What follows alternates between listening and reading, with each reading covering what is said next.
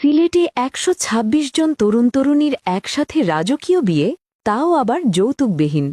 এই ব্যতিক্রমী আয়োজনটি অনুষ্ঠিত হয়েছে সিলেটের আমানউল্লাহ কনভেনশন হলে, যেখানে একসাথে ৬৩ জোড়া নবদম্পতির বিয়ে সম্পন্ন হয়। শুধু এবারই নয়, এর আগেও সিলেটে এমন মানবিক আয়োজন দেখা গেছে। বারবার প্রমাণ হয়েছে বাংলাদেশের অন্যান্য অঞ্চলের তুলনায় সিলেট যেন একটু আলাদা। এখানে প্রবাসীদের ভালোবাসা আর মানবিকতা মিশে তৈরি হয় এমন অসাধারণ উদ্যোগ।